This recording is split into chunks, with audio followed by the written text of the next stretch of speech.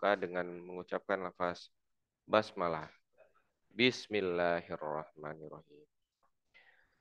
Bapak Ibu yang kami hormati para peserta webinar nyeri punggung bawah Klinik ABPRI Group bersama dengan Himpunan Vaskes Dokter Indonesia atau HIPDI. Selanjutnya, untuk mengawali acara webinar kita pada siang hari ini, mari kita dengarkan sambutan dari Ketua Umum Himpunan Vaskes Dokter Indonesia kepada Dr. Zainal Abidin. Waktu dan tempat kami persilakan. Baik, Assalamualaikum warahmatullahi wabarakatuh. Terima kasih moderator yang saya hormati, rekan-rekan dari HIPDI, para narasumber, ada dua narasumber, Dr. Rita dan Dr. Nurul, yang nanti akan menemani kita untuk berdiskusi. Hari ini, Klinik Airlangga Budi Pratama atau Restu Ibu Group bekerja sama dengan HIPDI, Himpunan Vaskes Dokter Indonesia, akan menyelenggarakan webinar dengan tema nyeri punggung bawah atau yang biasa teman-teman dokter sebut dengan low back pain atau LBP. Teman sejawat semuanya, pekan lalu saya berjumpa dengan seorang dokter senior. Saya tanya mengapa pakai tongkat, ternyata menyampaikan ya kena LBP. Jadi begitu gampangnya orang kena LBP. Jadi bukan orang awam saja, ternyata dokter juga banyak yang kena. Kalau kita baca bahwa pada tahun 2020 nyeri punggung bawah ini menyerang 619 juta orang di seluruh dunia. Dan diperkirakan jumlah kasus akan meningkat menjadi 843 juta kasus pada tahun 2050. Yang sebagian besar disebabkan oleh perluasan populasi dan penuaan. LBP juga merupakan penyebab utama kecacatan di seluruh dunia dan merupakan kondisi di mana sebagian besar orang dapat memperoleh manfaat dari rehabilitasi. Jadi tentu hari ini kita akan mendiskusikan tentang nyerinya dan juga bagaimana merehabilitasinya. LBP dialami oleh semua usia, tetapi kalau saya lihat lebih banyak dialami oleh yang usianya yang mungkin seperti saya lah, umur 50 sampai 55 tahun. Dan lebih banyak pada perempuan. Saya tidak tahu, nanti narasumber akan menjelaskan mengapa lebih banyak diderita oleh perempuan.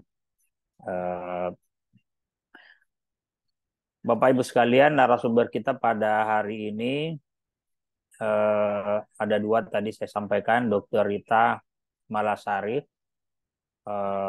spesialis kedokteran rehabilitasi. Kemudian ada Dr. Nurul Rahmawati, spesialis neurologi. Tentu akan memandu atau menemani teman-teman berdiskusi. HIPDI dan Klinik Restu Ibu Group itu sudah sering menyelenggarakan webinar, baik itu ditujukan kepada kalangan dokter dan tenaga kesehatan maupun kepada masyarakat awam. Tentu dengan mengangkat tema-tema yang aktual seperti tema yang diangkat pada siang hari ini. Yang kasusnya banyak atau diperkirakan kasusnya akan meningkat pada waktu-waktu yang akan datang, sehingga memerlukan penanganan dari kalangan yang memiliki kompetensi untuk menanganinya. Bapak Ibu sekalian, sebagai Ketua HIPDI yang baru saja 1 tahun didirikan, ke depan tentu agenda webinar, pertemuan online seperti ini maupun mungkin nanti pertemuan offline itu bisa menjadi agenda rutin kami, baik itu merupakan agenda 2 mingguan atau agenda bulanan, sehingga terjadi pertukaran ilmu dan pengalaman oleh kalangan dokter atau profesional kesehatan lain. Jadi dengan kita menyelenggarakan webinar atau berdiskusi, maka kita punya kesempatan untuk mendiskusikan kelebihan atau pengetahuan kita masing-masing dan saling memberi dan menerima pengetahuan dan pengalaman. Demikian sambutan singkat saya. Saya menyampaikan selamat webinar, selamat berdiskusi. Semoga memberikan manfaat bagi kita semuanya. Billahi taufiq wal hidayah. Wassalamualaikum warahmatullahi wabarakatuh. Saya kembalikan kepada moderator Dinda Repil. Terima kasih. Waalaikumsalam warahmatullahi wabarakatuh. Terima kasih Dr. Zainal Abidin selaku Ketua Umum Himpunan Fasiankes Dokter Indonesia yang telah berkenan memberikan sambutan. Webinar sama dokter Restu Ibu.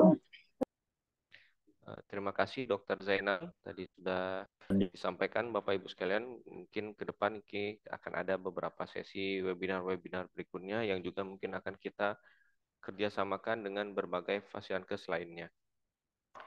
Bapak Ibu sekalian, para peserta webinar nyeri punggung bawah, Sabtu 23 Desember 2023, sebagaimana tadi disampaikan oleh Dr. Zainal, untuk webinar kita pada siang hari ini sudah bergabung narasumber kita dari Klinik Erlangga Restu Ibu Group, ada Dr. Rita Kumalasari, spesialis kesehatan fisik dan rehabilitasi. Kemudian nanti juga masih kita tunggu bergabung Dr. Nurul. Sudah join. Terima kasih Dr. Nurul atas waktunya. Dr. Nurul ini beliau adalah dokter spesialis neurologi atau saraf di Klinik Erlangga Restu Ibu Group. Selanjutnya Bapak Ibu sekalian, untuk sambutan berikutnya mohon berkenan memberikan sambutan mewakili Klinik Erlangga Restu Ibu Group. Dalam hal ini akan disampaikan oleh Dr. Jamaluddin Lukman selaku Manajer Operasional Klinik Erlangga. Kepada Dr. Jamal kami persilahkan.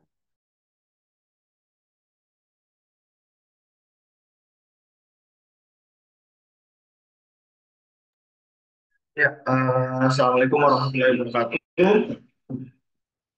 Ya, sebelumnya terima kasih banyak Pak Repil atas waktu yang telah diberikan. Assalamualaikum warahmatullahi wabarakatuh. Alhamdulillahirobbilalamin.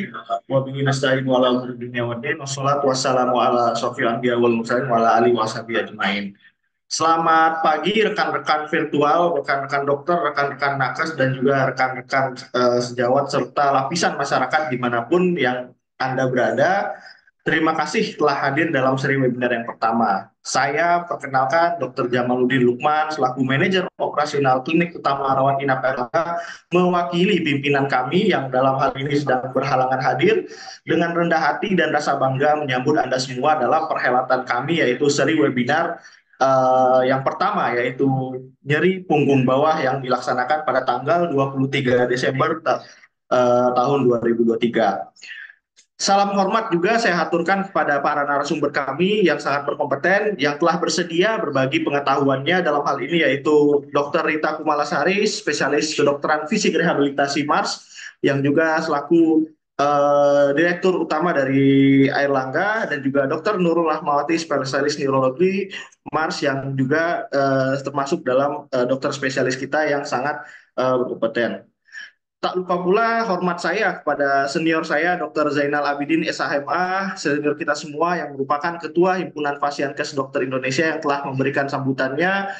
Jadi ya menyambut dari apa yang tadi disampaikan oleh Dr. Zainal bahwa seri webinar ini akan terus berlanjut teman-teman sekalian, tidak hanya diskusi secara daring, kedepannya mungkin akan secara luring dan mungkin akan ada workshop bagi teman-teman Fasiankes lain dengan topik yang menarik tentunya, apakah itu terkait akreditasi atau mungkin eh, topik-topik FKTRL yang mungkin terkait tentang pengkodingan atau inasi wigis.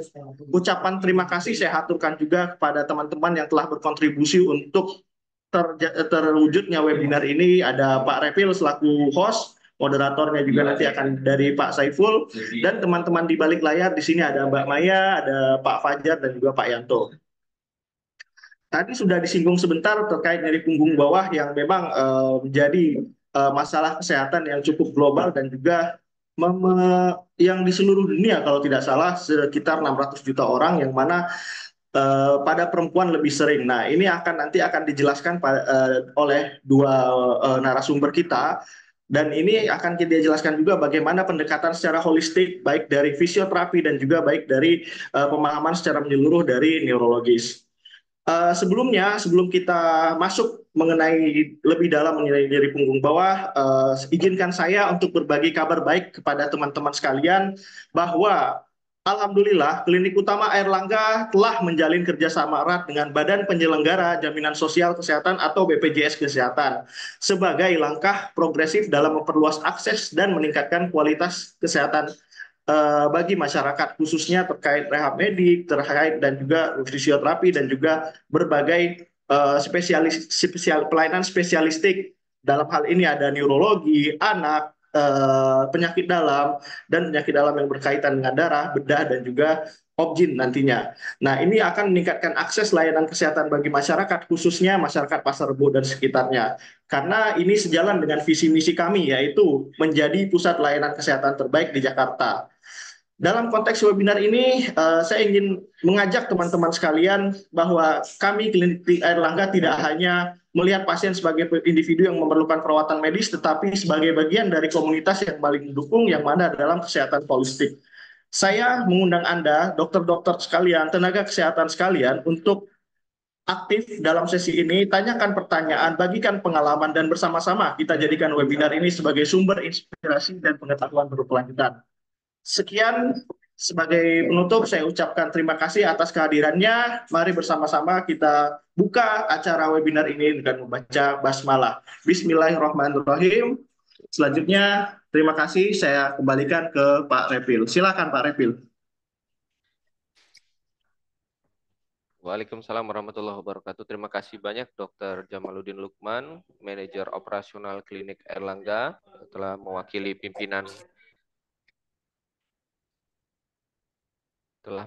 pimpinan kami di Klinik Utama Rawat Inap Airlangga memberikan sambutan.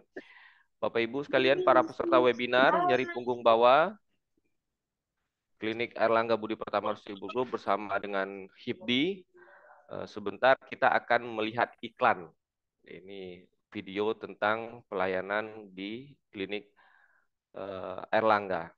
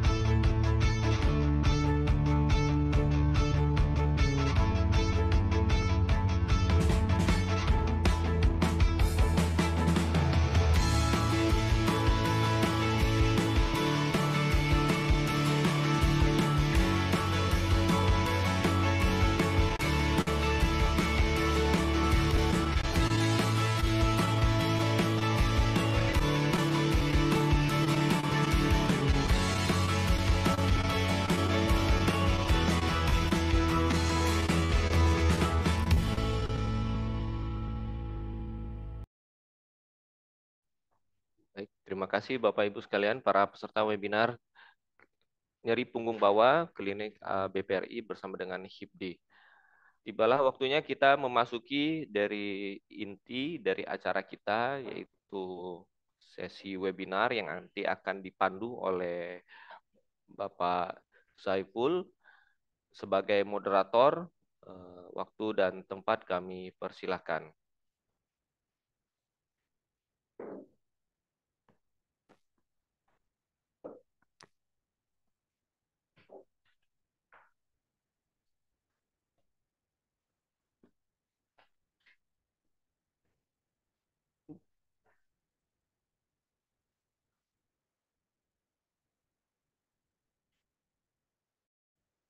Bismillahirrahmanirrahim. Assalamualaikum warahmatullahi wabarakatuh.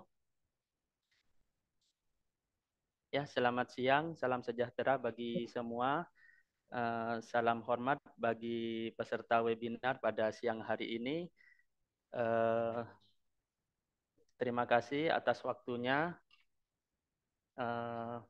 Dan terima kasih kami ucapkan kepada Mas Refil, Sarjana Kesehatan Masyarakat, atas kesempatan yang diberikan kepada saya untuk memandu acara berjalannya acara webinar pada siang hari ini.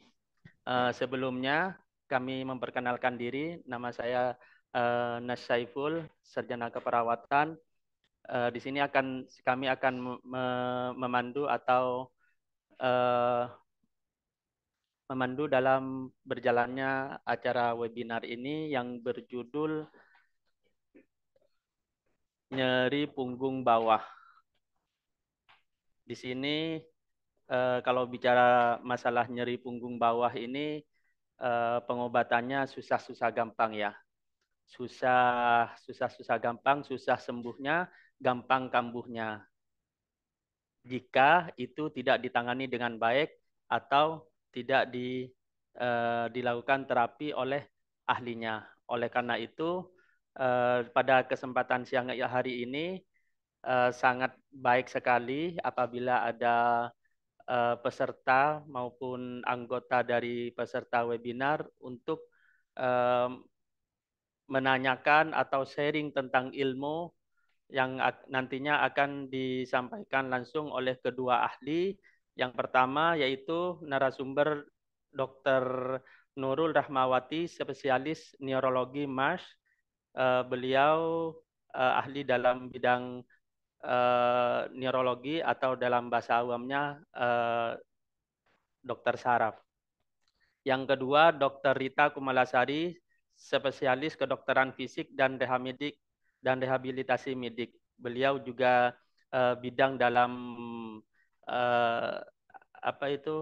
dalam masalah perototan atau pertulangan, sehingga beliau dua-duanya ini ada berkesinambungan. Jadi kalau bicara masalah nyeri bisa bisa kolaborasi antara dua dokter ini. Baik, untuk efisiennya waktu kami akan membacakan kurikulum vitae tentang Dr. Rita, SPKFR, Mas. Beliau lahir di Ngawi 11 Januari 1977. Kita bisa dilihat di layar tentang kurikulum vitae-nya. Beliau juga aktif Sabtu Minggu ya?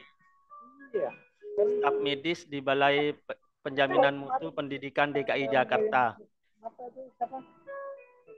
Kita bisa lihat untuk kurikulum vitae-nya. Beliau juga dosen, beliau juga dokter di klinik klinik Airlangga. Sangat banyak kalau kalau kita dilihat dari di layar tentang riwayat berat beliau.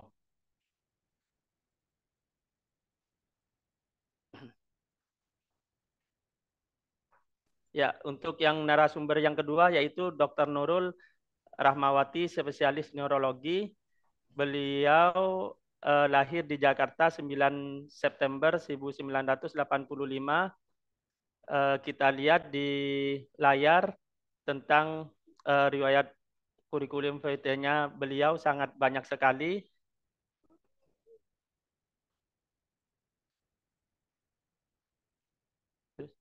Ya, beliau juga aktif di Rumah Sakit Pusat Otak Nasional dan juga dan bagian dari dokter neurologi di Klinik Airlangga.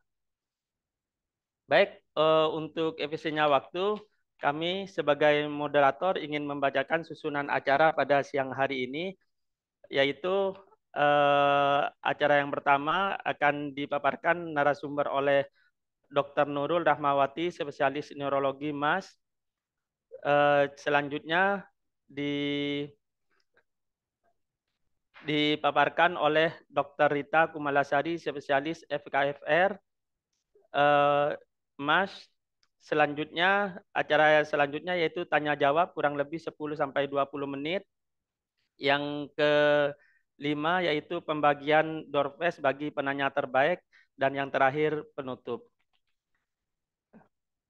Baik, untuk lebih singkatnya, mungkin langsung kita alihkan ke narasumber yang pertama, kepada Dr. Nurul, spesialis neurologi. Waktu dan tempat kami persilakan. Ya, Assalamualaikum warahmatullahi wabarakatuh. Suara saya terdengar dengan baik, tidak ya? Sudah, dokter. Oke. Ya. Selamat siang semuanya, Bapak Ibu sekalian. Perkenalkan saya dengan Dr. Nurul. Ya, saya salah satu dokter neuro di Dr. Saraf yang bekerja di Klinik Airlangga. Nah, di sini kita merupakan kita fokus pada pengobatan stroke dan juga pengobatan nyeri, terutama low back pain. Ya, saya langsung bahas aja ya. Next. Nah, jadi ini merupakan struktur dari tulang kita. Di tulang belakang kita, di bagian bawah yang saya lingkari ini ada beberapa bagian. Jadi ada berupa ligamen, atau kalau mungkin orang nyebutnya otot gitu ya. Kemudian ada spinal nerve, atau kita bisa nyebutnya itu sebagai saraf. Nah, kemudian ada tulang vertebrae. Vertebrae itu tulang punggung belakang. Kemudian di antara tulang vertebrae dan tulang vertebrae yang satu itu yang warna-warna biru itu bantalan tulangnya, diskus namanya. Nah, diskus ini yang paling sering menyebabkan saraf kejepit. Diskusnya melebar gitu ya. Kemudian dia mendesak ke saraf, ke spinal nerve-nya, kemudian bisa menyebabkan saraf terjepit. Nah, kemudian pertanyaannya satu, apakah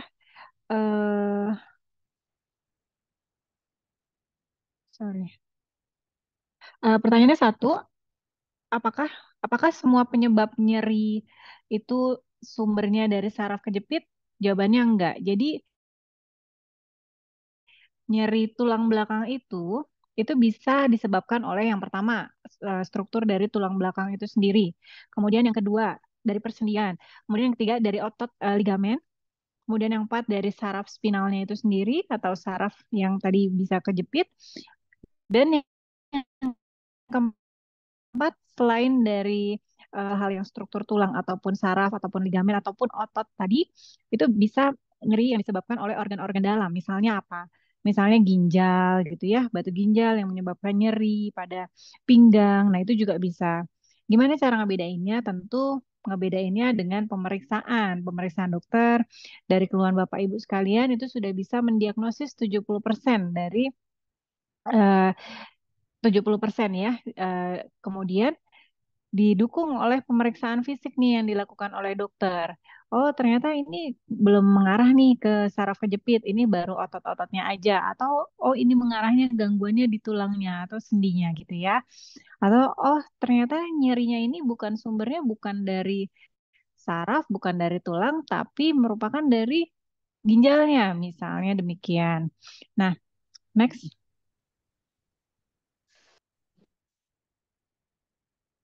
Oke. Ya, ini beberapa yang nanti akan kita bahas, definisi, prevalensi. Next. Hmm, Oke. Ya, apa itu nyeri pinggang bawah? Jadi struktur tulang belakang kita itu terdiri dari yang pertama servikal atau leher, kemudian eh, tulang punggung ya, tulang punggung, vertebrae torakal namanya. Yang terakhir adalah lumbal dan sakral. Nah, tulang nyeri pinggang bawah ini dia mulai dari pinggang. Pinggang kalau misalnya kita pegang iga terakhir kita, nah mulai dari situ tuh, dari mulai iga terakhir kita sampai ke bawah itu disebut nyeri pinggang bawah gitu ya. Kalau misalnya di atas tulang iga terakhir kita itu masih disebut dengan eh, nyeri tulang belakang bagian atas, upper back pain ya, bukan low back pain. Next, mungkin prevalensi tadi sudah disebutkan oleh dokter Jamal. Nah, gejalanya apa aja? Yang pertama, gejalanya itu bisa berupa pegel, kemudian atau rasa ditusuk pada area tertentu yang bersifat vokal. Vokal itu artinya di daerah situ aja, nggak menjalar gitu ya. Atau bisa juga malah nyerinya ini bersifat menjalar. Misalnya dari pinggang atau dari bokongnya, kemudian menjalar sampai ke area kaki, paha, kemudian betis, sampai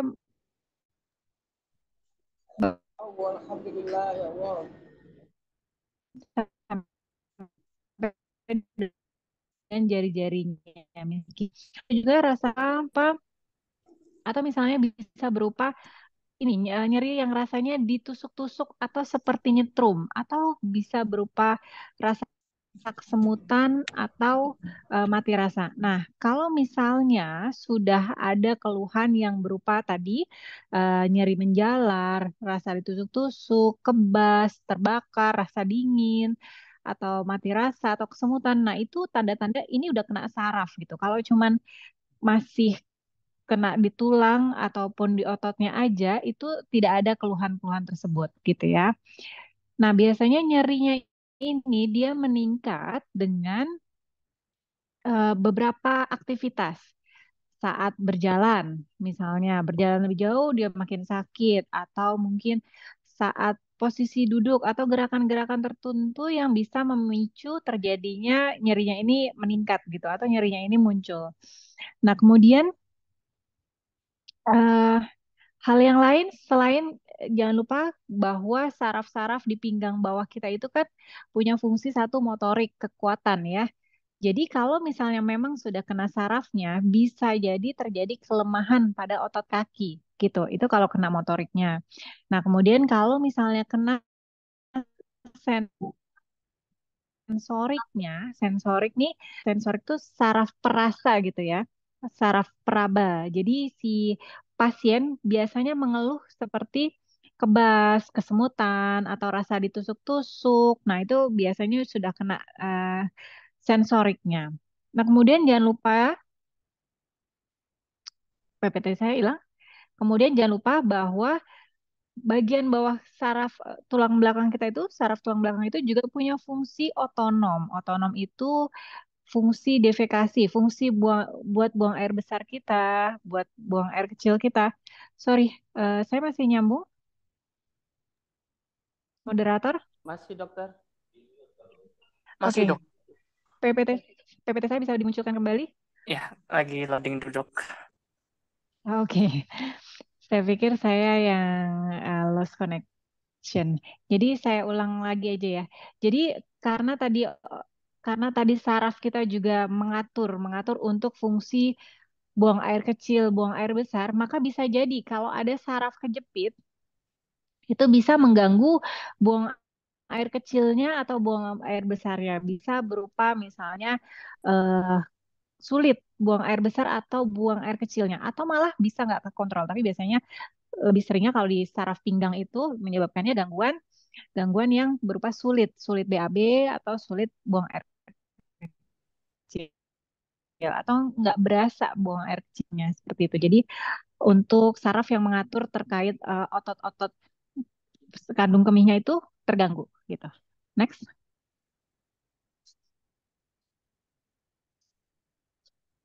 Ya. Nah, berdasarkan durasinya bisa berupa akut, subakut, dan juga kronik. Kalau akut itu waktunya kurang dari 6 minggu, kalau subakut waktunya kurang dari 6 sampai 12 minggu, sementara kalau kronik itu lebih dari seminggu. Next. Bisa lanjut? Ya. Nah, ini prevalensi penyakitnya. Jadi di Indonesia memang paling sering itu saraf sakit pinggang sakit pinggang itu sering dijumpai pada usia-usia lebih dari 40 tahun. Tapi bukan berarti bahwa usia yang kurang dari segitu tuh aman. Jadi balik lagi tergantung kesehariannya bagaimana. Bagaimana cara beraktivitas, apakah ergonomis dalam posisi berdiri yang benar. Misalnya dari diri aja ada caranya, diri yang benar, ngambil barangnya benar atau enggak, duduknya benar atau enggak ya. Nah, kemudian apakah pasien tersebut pekerjaannya terkait dengan angkat-angkat beban, misalnya seperti itu. Nah, eh oke, ini sebenarnya kalau penyembuhan itu sangat beraneka ragam ya. Bisa sembuh sempurna 100%.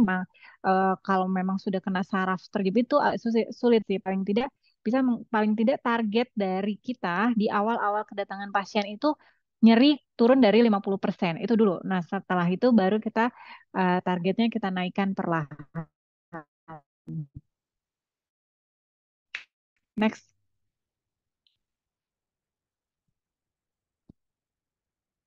Bisa dilanjut? Ya. Ya, yang perlu diperhatikan akan mengukur derajat nyerinya. Gimana kita mengukur derajat nyerinya?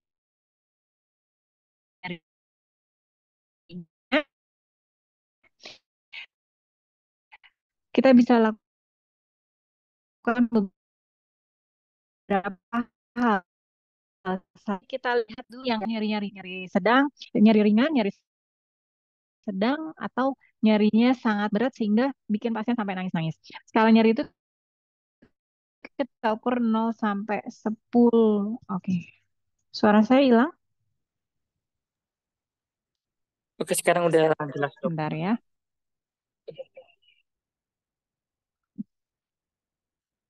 Bentar. Kalau ini suaranya lebih jelas nggak? Lebih jelas, Dok. Oke.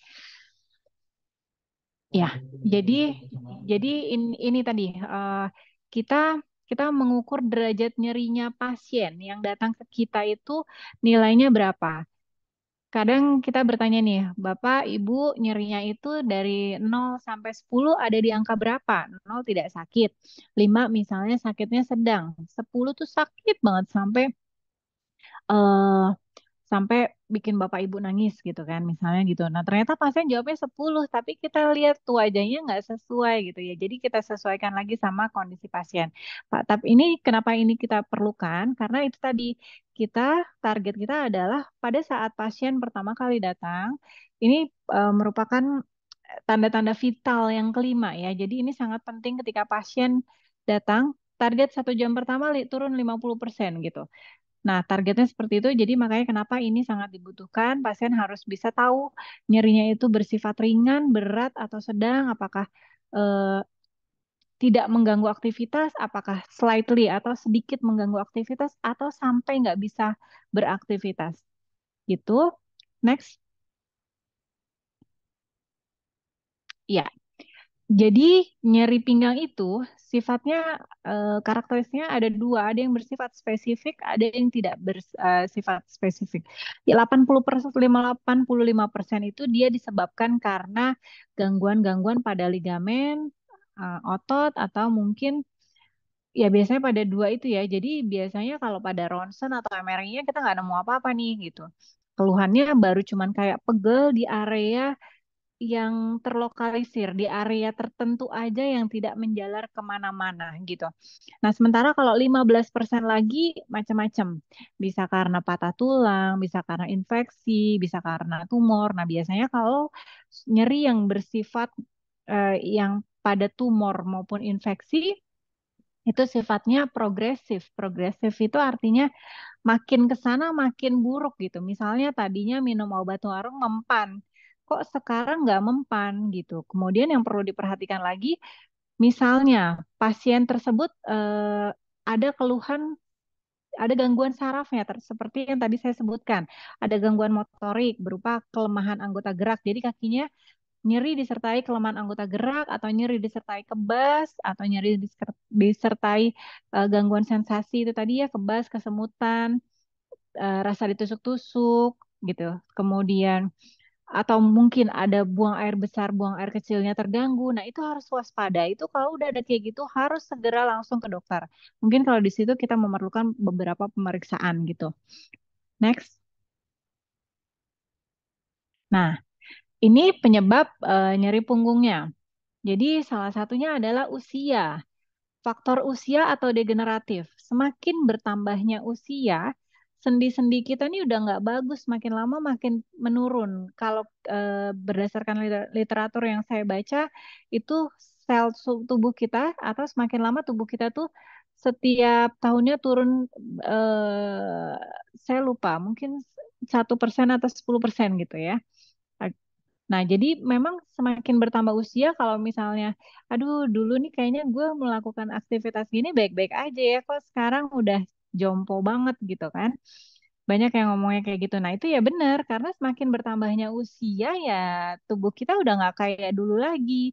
Nah, makanya untuk menjaga biar tubuh kita tuh mencegah degeneratif itu lebih cepat, kita harus lifestyle-nya diperbaiki, olahraga yang baik, kemudian makan makanan dijaga, seperti itu.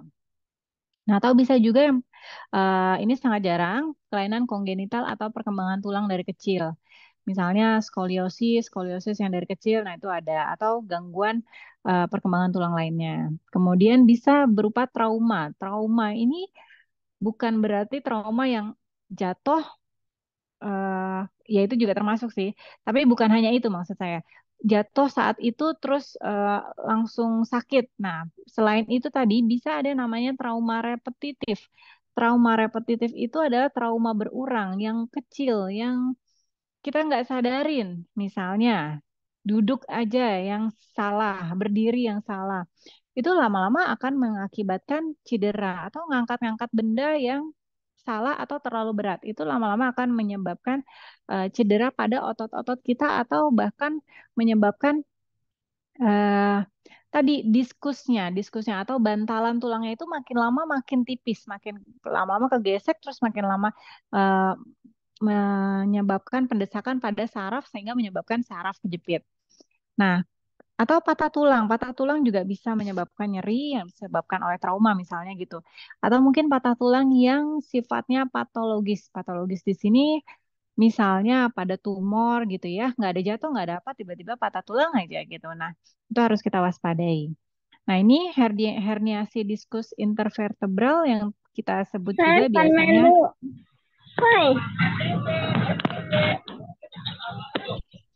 Oke.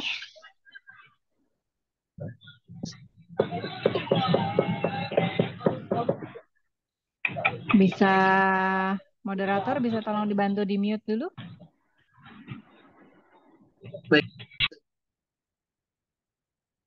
Oke.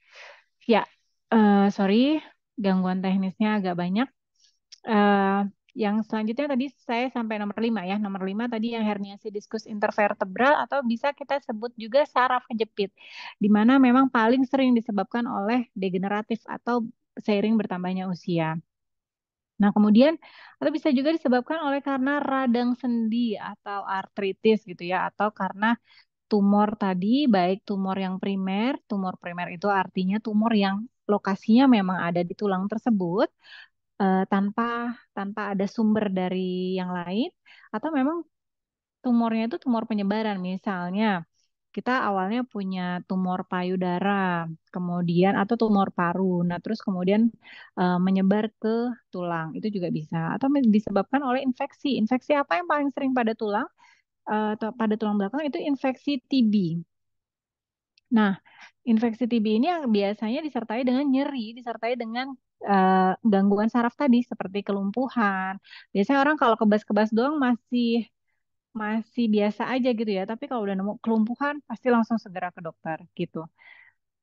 Nah, kalau psikosomatis ini dia sebenarnya kalau dilihat dari pemeriksaan fisik mau ya paling tidak dari pemeriksaan penunjangnya gitu misalnya ronsennya, MRI-nya, CT scan-nya itu nggak atau pemeriksaan elektromiografinya, pemeriksaan sarafnya itu nggak ada ditemukan apa-apa, tapi pasien nyeri terus. Nah, ini bisa jadi psikosomatis. Jadi eh, untuk yang hal-hal kasus-kasus stres ini, nyeri ini, dia tuh meningkat ketika kita stres. Jadi misalnya gini, nyerinya kita tuh harusnya segini nih, cuman nilainya cuman 3. Tapi karena ditambah sama stres, naik deh tuh 5, 6, bahkan mungkin bisa lebih gitu. Jadi kita harus juga manage untuk stres gitu ya.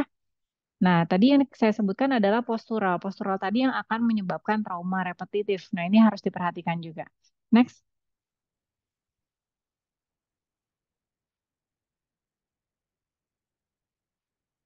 bisa digeser? Oke, ya, ini eh, faktor-faktor yang berisiko tadi setelah disebutkan oleh Dokter Jamal, memang paling sering tuh terkena pada wanita ya. Kemudian kalau biasanya pada pria tuh usia-usia yang rentan terkena 35 sampai 55 tahun, sementara pada wanita tuh lebih dari 40 tahun baru kena. Kemudian pasien tersebut sudah ada riwayat nyeri punggung bawah sebelumnya, kemudian berdiri lama, duduk lama, atau pasien yang sehari-hari bekerjanya itu mau nggak mau ngangkat benda berat gitu. Misalnya pada kuli-kuli di pasar seperti itu bisa bisa menyebabkan nyeri yang terus-menerus atau nyeri yang lama-lama menyebabkan saraf kejepit. Nah, kemudian kehamilan. Kenapa kehamilan tersebut bisa mengakibatkan nyeri pinggang? Karena kan perubahan postur kita tuh, yang tadinya lurus gitu, terus tiba-tiba ada beban di depan. Jadi si otot-otot itu, ligamen itu ketarik, istilahnya gitu ya, ketarik sehingga perubahan postur itu tadi yang akan menyebabkan nyeri. Nah, kemudian olahraga berat, misalnya olahraga pada angkat beban gitu, itu juga bisa menyebabkan sakit pinggang. Atau yang paling sering adalah kelebihan berat badan, gitu ya. Nah, kelebihan berat badan ini nggak boleh dibiarin. Jadi ketika kita obesitas atau beban berat kita berlebihan, itu yang menyangga yang paling sering satu pinggang. Karena memang tubuh kita menyangganya pinggang tuh pertama pinggang, yang kedua lutut. Yang ketiga adalah tumit. 3 hal itu yang harus diwaspadai pada pada pasien-pasien yang kelebihan berat badan. Jadi nggak ada tuh istilahnya namanya nggak apa-apa gemuk, yang penting sehat. Nggak ada, pasti ada keluhan. Mungkin tidak sekarang, tapi nanti. Kemudian mempunyai faktor masalah psikososial. Tadi setelah saya sebutkan bahwa faktor-faktor risiko seperti stres itu bisa meningkatkan nyeri ya. Next. Oke.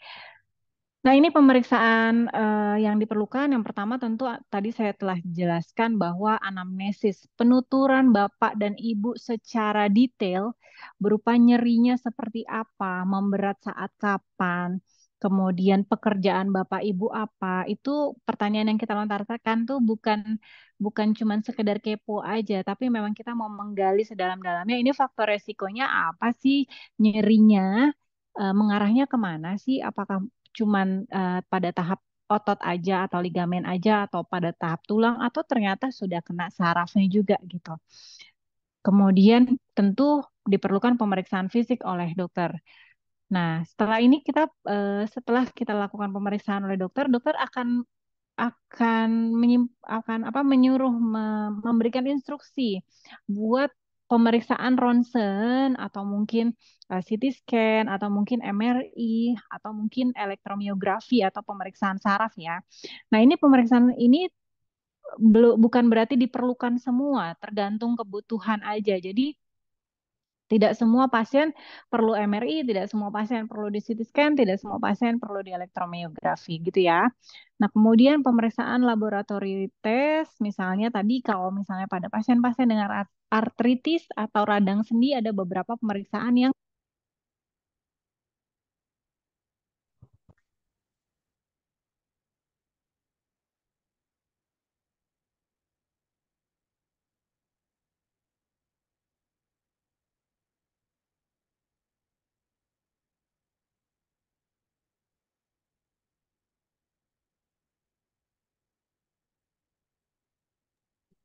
Mohon izin dok, suaranya hilang.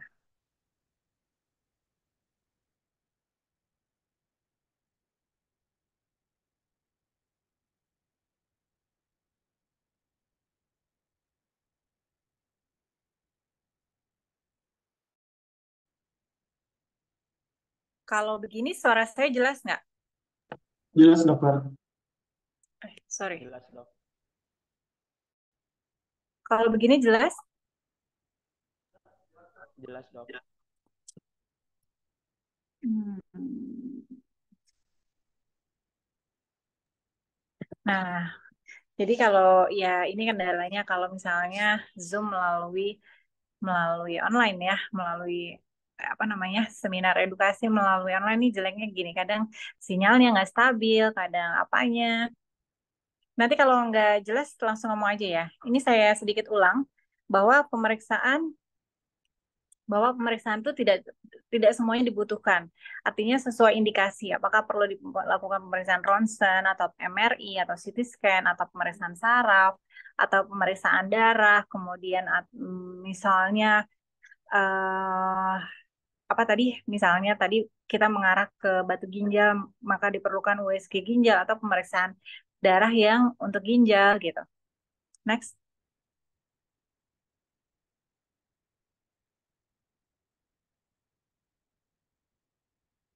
Bisa dilanjut?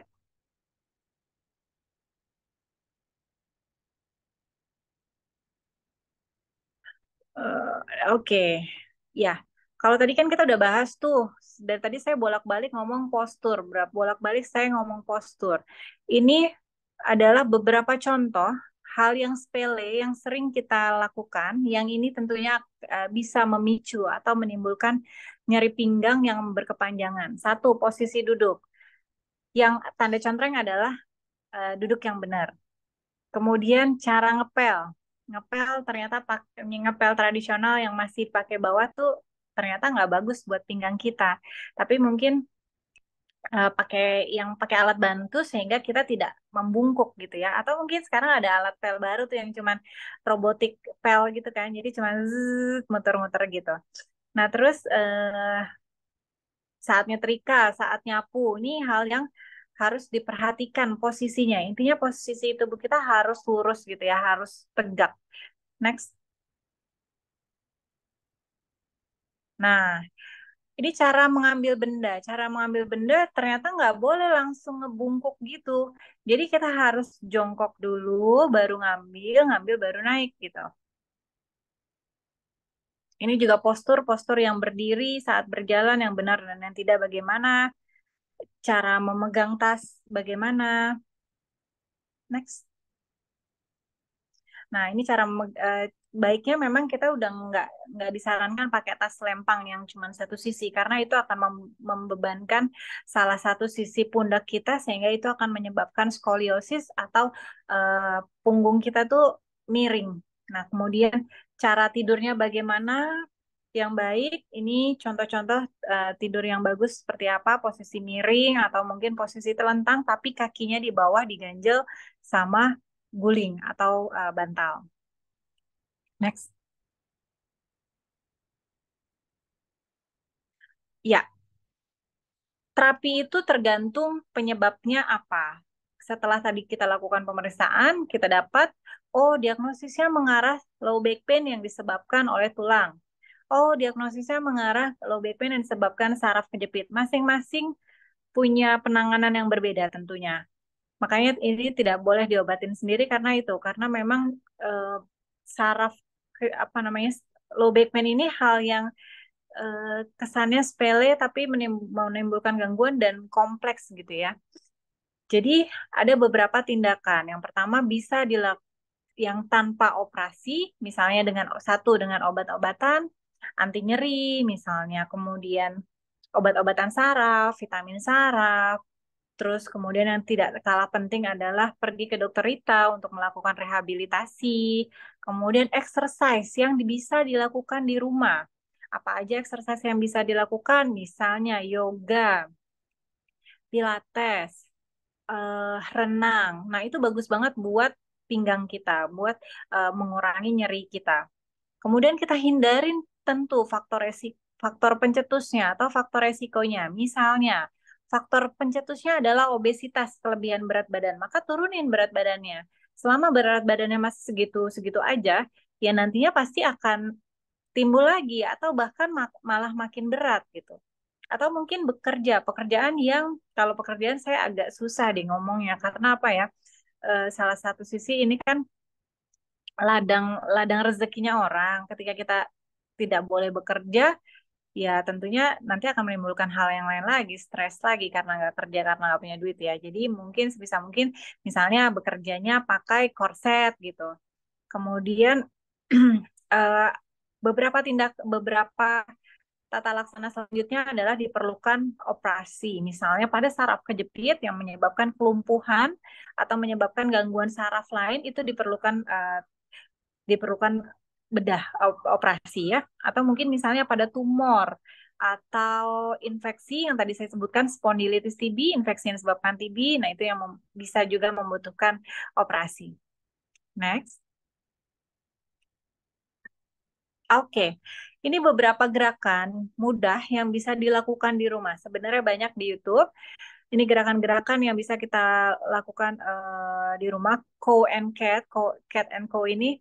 Jadi kita seperti posisi membungkuk, yang paling kiri ya, seperti posisi membungkuk, terus punggungnya ini dinaikkan, terus diturunkan, dinaikkan, diturunkan. Biasanya nanti kalau Bapak Ibu sekalian, misalnya fisioterapi itu tentu akan diberikan latihan sama terapisnya atau eh, sama dokternya gitu.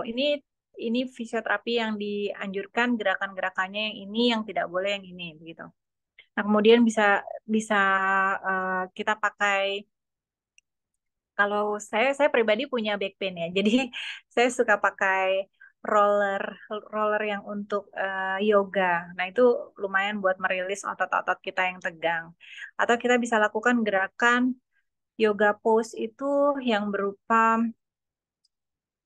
cobra pose. Cobra pose itu yang bagian bawah tengah ya. Nah posisi yang kepala kita ini sampai tangan kita dilurusin. Lalu terus kemudian beberapa gerakan lainnya yang bisa kita lihat, bisa kita contek di YouTube misalnya. Nah, itu bisa kita lakukan di rumah atau mungkin kita renang. Renang tentunya ada gerakan-gerakan khusus yang nyaman gitu ya. Kalau misalnya Bapak Ibu sekalian tidak bisa renang, jangan khawatir, nggak ada masalah. Itu ada namanya hidroterapi. Jadi fisioterapi yang bisa dilakukan di kolam renang meskipun Bapak Ibu sekalian tidak bisa berenang. Next.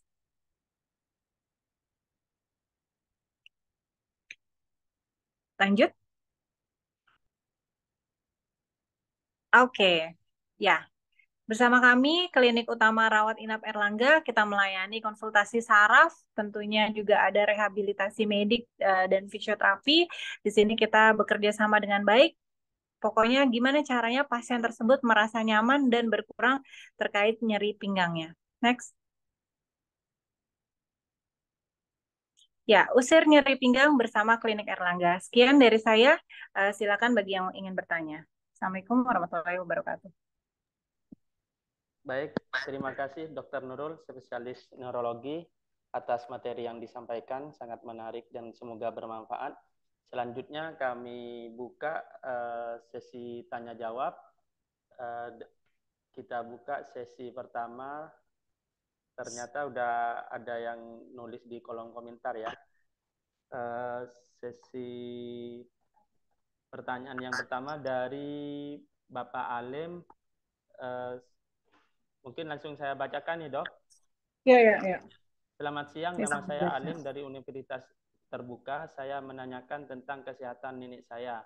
Nenek saya habis masak dan angkat panci berat, Dok. Ketika mau berdiri, punggungnya kecetit dan kesakitan beliau. Mau bangun berdiri tegap juga nggak sanggup. Cara mengatasinya, punggung kecetit seperti itu, apa ya, Dok? Mungkin dokter bisa langsung jawab. Satu pertanyaan bisa langsung dijawab. Nanti pertanyaan selanjutnya kita bacain lagi. Oke, seperti yang saya jelaskan tadi. Nah, ini kan tadi penyebabnya adalah angkat beban yang bisa karena bebannya tersebut pancinya terlalu berat atau mungkin karena cara mengangkatnya tadi yang salah gitu ya. Jadi salah satunya adalah dengan fisioterapi, kemudian dengan tentunya dengan obat-obatan anti nyeri dan juga dilakukan exercise latihan-latihan yang bisa dilakukan di rumah ataupun bisa dilakukan dengan pendampingan terapis. Gitu, Pak. Baik, terima kasih dokter. Bagaimana Bapak Alim? Masih ada pertanyaan lagi? Mungkin nanti kita lanjut ke pertanyaan selanjutnya ya, yaitu dari Ibu Eli Herliani.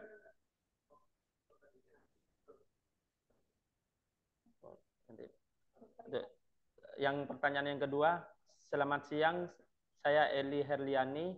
Kalau dengan psikiatrika, bagaimana dok? Saya memang skoliosis dan saraf kejepit L3, L4, L4, L5, L5, S1. Soalnya sekarang saya sedang sakit dari bokong sampai lutut. Mohon penjelasannya, dokter.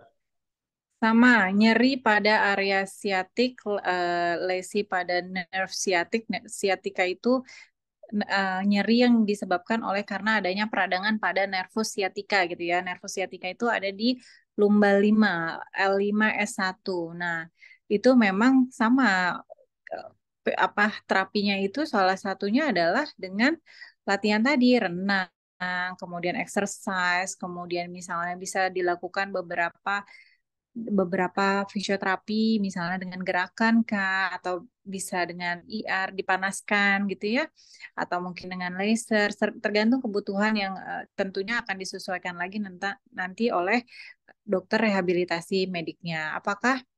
Dan pertanyaannya satu, ketika misalnya pasien tersebut sudah di MRI dan ternyata saraf kejepitnya sangat berat, bisa saja ini membutuhkan operasi atau mungkin tindakan-tindakan lain, misalnya suntik pada area siatika itu tadi, sehingga mengurangi nyerinya, gitu. Begitu, Ibu Eli. Baik, terima kasih Dokter Nurul. Gimana Ibu Eli? Baik, berhubung ini sangat banyak pertanyaan, mungkin kita lanjut dulu ke materi yang kedua. Pertanyaan yang lain kita tampung terlebih dahulu. Kita lanjut acara selanjutnya, yaitu dari pemateri yang kedua, dari Dr. Rita Kumalasari, spesialis kedokteran fisik dan rehabilitasi medik. Kepada Dr. Rita, waktu dan tempat kami dipersilahkan.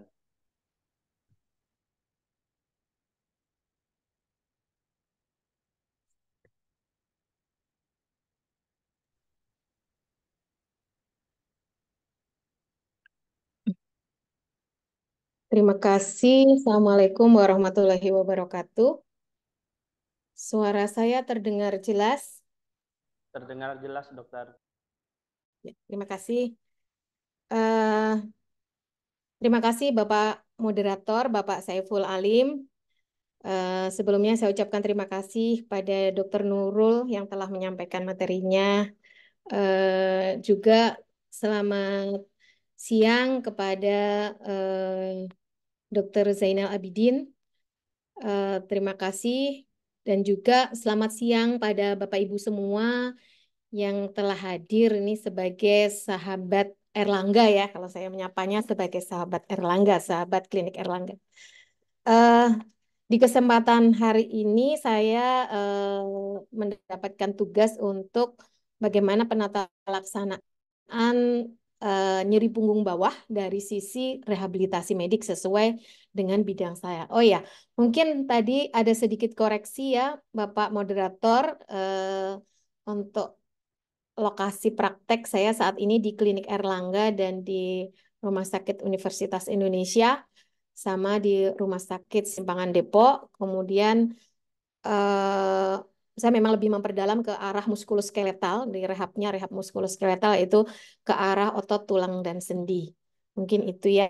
Baik, dokter. Ini tentang penata laksanaan rehabilitasi pada nyeri punggung bawah. Nah, tadi sudah dijelaskan.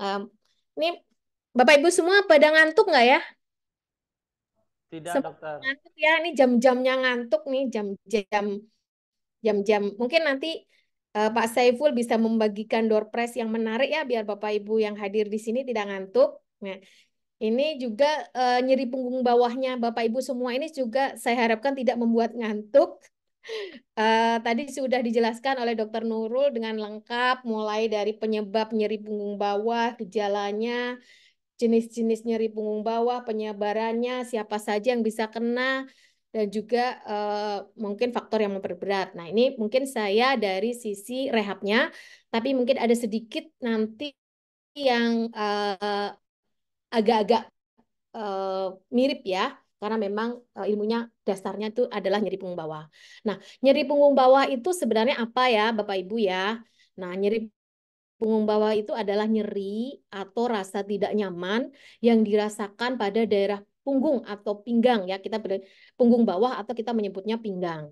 Nah, gejalanya tadi sudah dijelaskan Dokter Nurul dengan lengkap, tapi secara umum ini gejalanya bisa ringan, bisa sedang, bisa berat. Mungkin kalau ringan, mungkin Bapak Ibu ada yang mau jatuh dari kursi refleks memegang tembok di dekatnya. Nah, sesudah itu bisa sakit pinggang.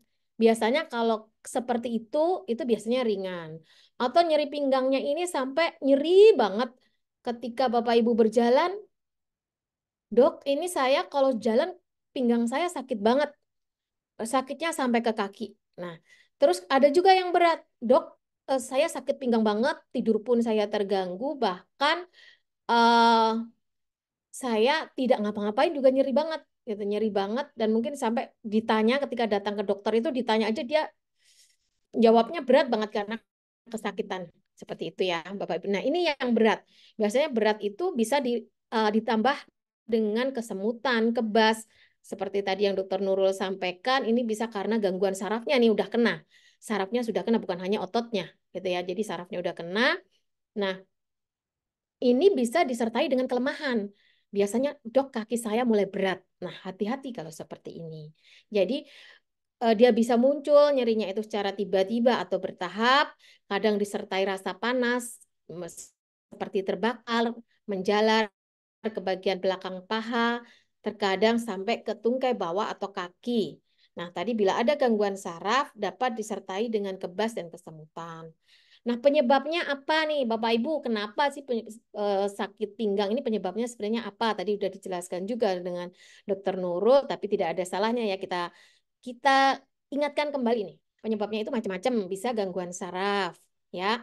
Tadi bisa otot, bisa tulang, sendi di sekitar pinggang atau punggung bawah, atau bukan di daerah pinggang penyebabnya, tapi dia di daerah perut.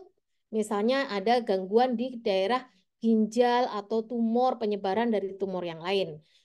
Misalnya kalau ada penyebaran dari tumor itu misalnya pada tumor atau kanker payudara. Dia namanya bisa metastase atau ada penjalaran yang penjalarannya itu sampai ke tulang belakang. Ini sering juga. Biasanya kalau seperti ini sarafnya kena, ini ada mulai berat ya, ada gangguan kekuatan, tadi ada yang seperti dijelaskan Dokter Nurul tadi, gangguan rasa, gangguan kekuatannya, kemudian gangguan, mohon maaf, buang air besar, buang air kecilnya.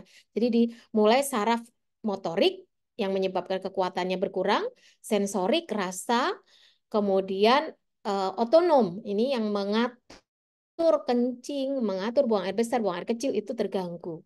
Nah, bisa juga dapat terjadi karena proses mekanik, contohnya cedera atau gangguan postur, proses degeneratif tulang atau sendi, atau proses pengapuran ya Bapak Ibu ya, atau peradangan pada sendi tulang belakang. Misalnya tadi disampaikan oleh Dr. Nurul bisa karena TBC. Atau terjepitnya saraf ini bisa diakibatkan oleh gangguan pada tulang belakang. Akibatnya otot-otot punggung pun menegang hingga menambah nyeri pada punggung bawah. Juga ini penyakit akibat pekerjaan ya, lebih sering karena gangguan otot, tulang, sendi sekitar punggung bawah. Biasanya karena kalau nyeri punggungnya itu karena usia, itu biasanya usianya di atas 45 tahun ya, atau di atas 50 tahun. Itu karena usia. Jadi sudah mulai proses penuaan nih.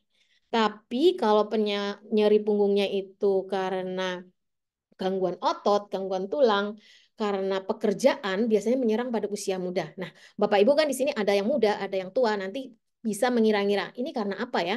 Karena pekerjaan saya, beban berlebihan, atau karena sudah mulai nih ada masalah proses aging atau proses degeneratif atau proses penuaan.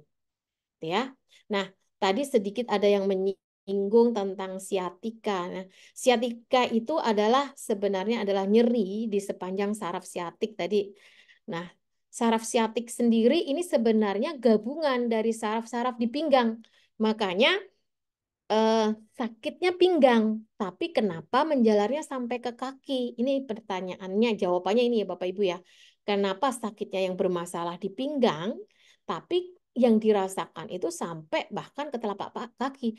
Karena saraf tadi menjalar atau berjalannya itu sampai ke bokong atau pantat, kemudian ke paha belakang atau paha depan juga bisa, kemudian ke betis, bahkan ke telapak kaki. Ini termasuk salah satu penyebab nyeri dari pinggang karena adanya gangguan saraf ya, atau tadi juga sempat disebut Dr. Nurul ini karena herniasi ya, hernia nucleus pulposus atau HNP. Nah, penyebab yang lain adalah otot. Nah, Bapak Ibu, otot pinggang kita itu bukan selembar. Otot pinggang kita itu banyak banget. Mulai dari otot-otot yang paling dalam, ini yang otot paling dalam itu berjalannya dia dari atas ke bawah. Dari atas ke bawah. Kemudian dilapisi dengan otot-otot yang lain yang di sebelah kanan ini. Kemudian ditutup oleh otot-otot yang berjalan menyamping kanan, nyamping kiri. Kemudian ditutup lagi di atasnya oleh otot yang lain. Jadi sebenarnya kalau masalah otot ini bukan selembar otot yang bermasalah, bisa pada bagian otot-otot yang dalam. Nah, itulah kadang nyeri pinggang itu ketika dikasih atau diberikan terapi atau obat-obatan, kalau obat-obatan bisa ya, ataupun terapi atau dimasas atau dipijat, tapi kalau yang bermasalah di bagian dalam, ini biasanya tidak akan selesai. Karena otot yang paling dalam itu kedalamannya bisa 4 cm atau 3 cm di bawah kulit. Makanya kalau hanya dikasih digosok-gosok, itu tidak akan sampai ke bawah. Tapi kalau yang bermasalah itu di kulit atau di sukutan tuh bawahnya kulit ya, atau di bawah, atau otot yang paling luar itu masih bisa. Jadi itulah kita harus tahu nih penyebabnya nih di otot yang mana, seperti itu ya. Nah, terus penyebab yang lain ini pada tulang pinggangnya. Jadi tulang pinggang tadi yang normalnya itu dia ada namanya vertebra lumbal. Mungkin Bapak Ibu kalau yang sudah pernah ronsen, vertebra lumbal itu terdiri dari lumbal 1, lumbal 2, lumbal 3, lumbal 4, lumbal 5.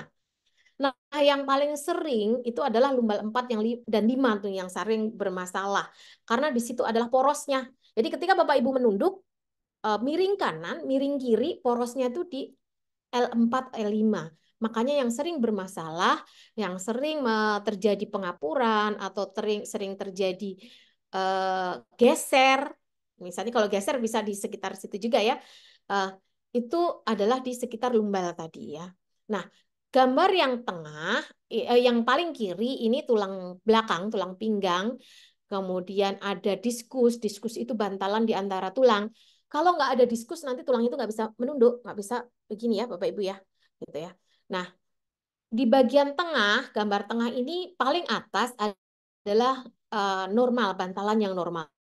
Dia masih tebal, ya, masih tebal, masih elastis. Ini untuk adik-adik yang usia masih muda ya, yang usianya mungkin di bawah 35 tahun, bantalannya masih bagus, masih penuh, masih elastis, masih tebal.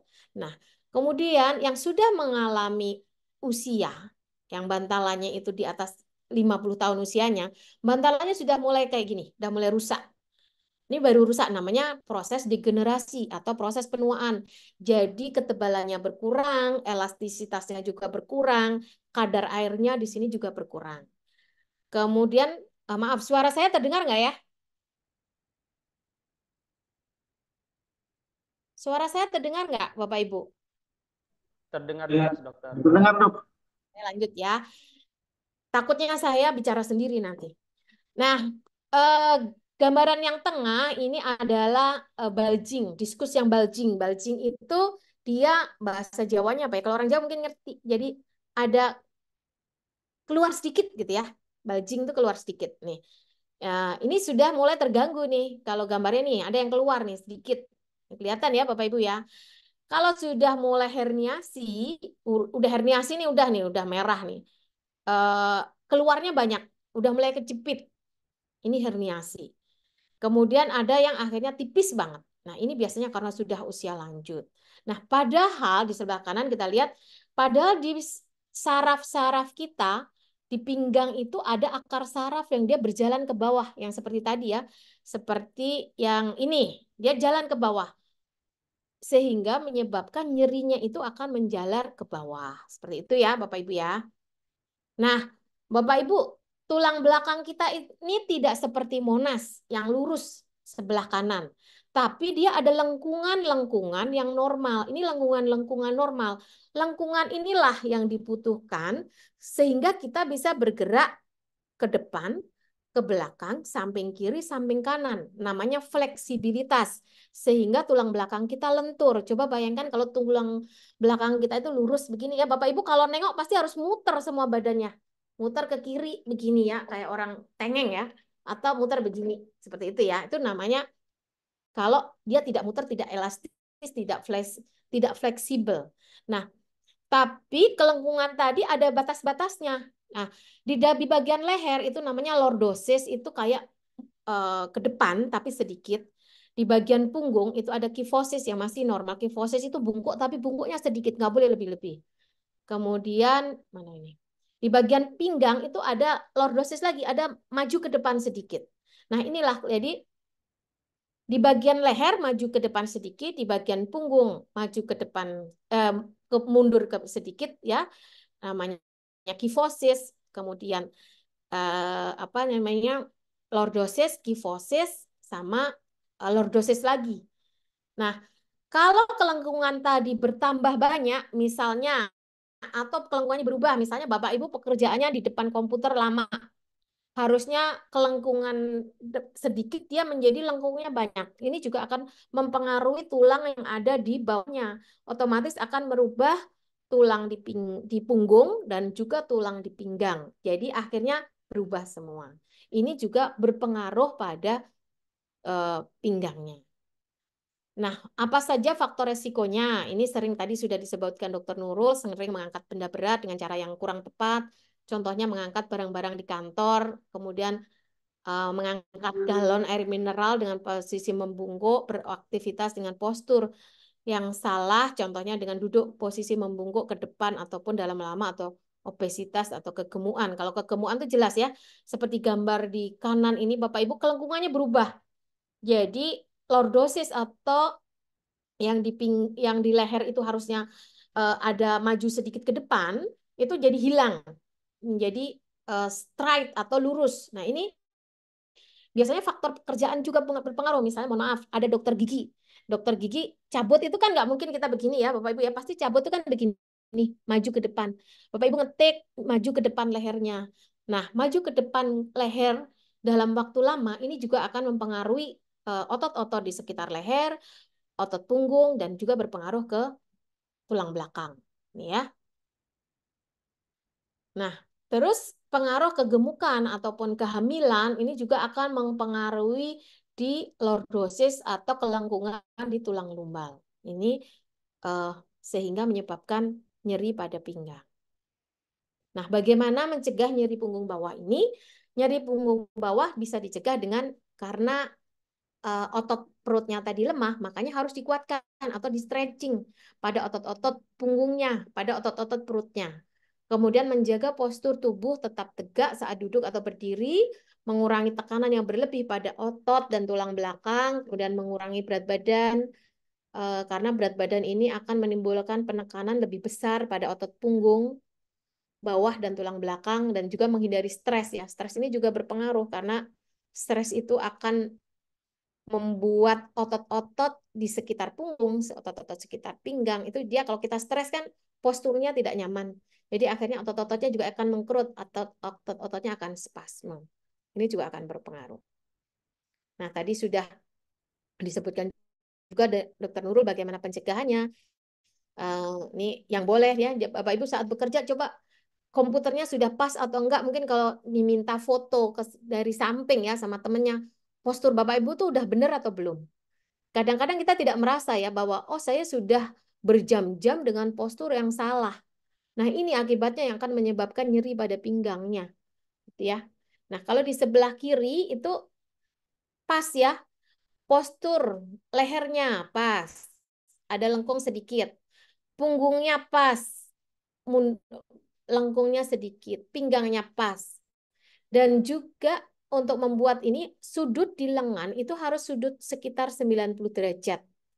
Jadi Bapak Ibu coba cek meja kerjanya apakah lengannya itu bisa bersandar dengan baik dengan membentuk sudut 90 derajat sikunya. Nah, itu kalau sekitar 90 derajat itu berarti sudah cukup bagus. Kemudian kakinya juga bisa berpijak dengan baik. Di sini kakinya jinjit. Kaki yang jinjit ini akan menyebabkan otot-otot mulai betis, hamstring atau paha belakang dia akan ketarik. Paha belakang yang ketarik namanya tightness otot hamstring. Ini dia akan narik bagian dari tulang belakang atau bagian otot pada tulang belakang yang mengakibatkan juga dia akan menimbulkan nyeri pada pinggang ya. Jadi semua ini akan berpengaruh dari atas. Jadi sakit pinggang tidak hanya dilihat dari pinggang saja, tapi dari atas, dari bawah ini juga bisa berpengaruh. Kemudian pada saat tidur nih mungkin Bapak Ibu posisi tidurnya yang atas ini terlalu tinggi ya. Kemudian yang bawah ini terlalu rendah. Yang paling kanan ini yang benar. Karena yang paling kanan ini kelengkungan lehernya pas. Bapak Ibu coba tengok apakah bantalnya itu ketebalan. Nah, ini juga berpengaruh karena bantal ketebalan nanti juga akan membuat tulang belakang berubah posisinya saat Bapak Ibu tidur. Saat Bapak Ibu beristirahat, kelengkungan dari tulang belakang juga akan berubah. Ya. Kemudian menghindarinya tadi ya posisi tidur yang benar, posisi bekerja yang benar, hindari beban di area sekitar pinggang. Nah, ini tadi sudah ya, tadi sebelah kanan nih good postur. Kemudian mengangkat beban tadi sudah disebutkan juga oleh Dr. Nurul. Saat Bapak Ibu menggunakan gadget, bekerja dengan menggunakan gadget pun juga jangan lupakan punggungnya untuk selalu tegak. Saat Bapak Ibu bekerja di depannya ada meja, juga jangan lupa dengan memposisikan supaya tegak. Kemudian saat Bapak Ibu mengendarai, coba dicek apakah posturnya sudah benar, sudah tegak. Mungkin Bapak Ibu memerlukan bantalan di pinggang atau di punggung, di kursinya, agar bisa posisinya itu tegak. Jadi kalau posisi yang sebelah tengah, ini kelihatan akan menimbulkan kifotik atau membungkuk pada bagian dada atas ya. Yang ini ke belakang, ini akhirnya lengkungan di bagian pinggangnya jadi lebih lebar. Ini juga akan otot-otot leher, otot-otot bahu. Kemudian otot yang ini harusnya rileks ya, Bapak Ibu lihat. Di sebelah kiri ini sikunya rileks. Bapak Ibu coba apakah saat bekerja, saat menyetir bisa rileks nggak sikunya? Nah, dibandingkan dengan bagian tengah. Kalau bagian tengah ini tegang banget ya menyetirnya, kayaknya beban berat banget. Sedangkan di sebelah kanan ini juga tegang banget karena otot sikunya, otot siku itu dia bekerja terus, kencang terus. Akhirnya dia habis nyetir nih pasti semua leher, pinggang, tangan, semuanya pasti minta dipijit atau minta dikerok biasanya gitu ya karena saking eh, sakitnya ya. Nah, bagaimana pengobatannya? Bagaimana pengobatannya? Tadi dokter Lu juga udah nyampaikan ya mengenai obat-obatan. Di sini biasanya dokter ya yang akan memberikan obat-obatannya, obat-obat pereda nyeri. Mungkin ini ada banyak teman-teman dari mungkin dari puskesmas atau teman-teman sejawat yang lain. Obat-obatannya bisa menggunakan obat nyeri, kemudian obat relaksasi otot karena nyeri otot bisa karena spasme otot atau tightness dari tendon atau otot juga bisa. Jadi kita perlu pemberian obat-obat muscle relaksan.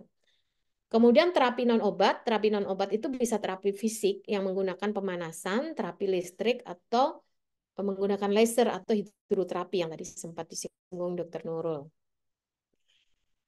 Nah, dalam penata laksanaan rehabilitasi ini kalau kami sebagai dokter rehab di sini ada timnya fisioterapi, mungkin ada okupasi terapi.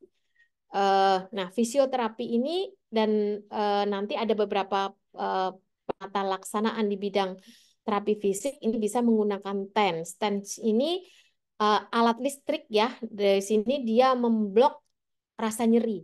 Jadi mengurangi rasa nyeri tujuannya. Kemudian low level laser menggunakan laser. Laser itu berfungsi untuk memberikan regenerasi kalau misalnya ada permasalahan pada saraf. Pada saraf yang kegesek-gesek tadi, fungsi laser ini akan memberikan mengurangi inflamasi atau peradangan saraf yang kegesek-gesek tadi, kemudian meregenerasi saraf-saraf yang mengalami peradangan atau proses penuaan tadi. Kemudian kalau ini menggunakan terapi listrik, ini menggunakan laser, dan yang paling kanan itu adalah menggunakan terapi panas. Nah, terapi panas, Bapak Ibu, ini ada 2 macam ya. Ada 3 macam. Ada yang superficial atau permukaan sifatnya, ada yang medium, tengah-tengah, ada yang dalam. Nah, terapi panas yang dengan pemanasan dalam ini bisa menembus sampai 3-4 cm di bawah kulit.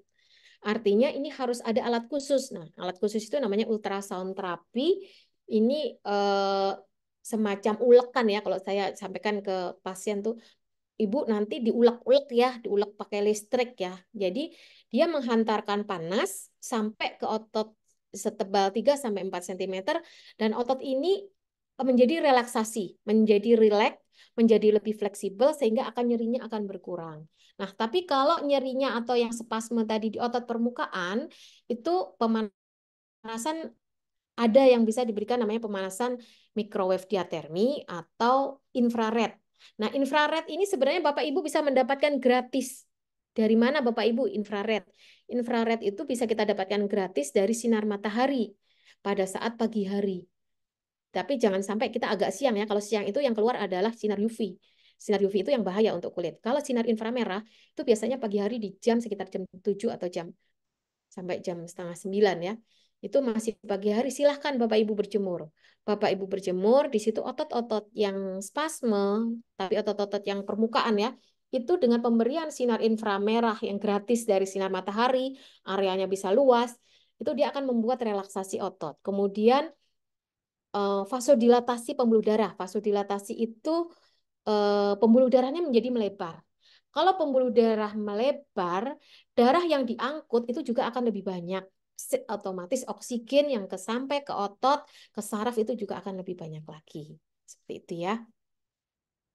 Nah, di tim rehab medik ini juga ada kita ada korset ya, yang biasanya dikerjakan kalau diukur itu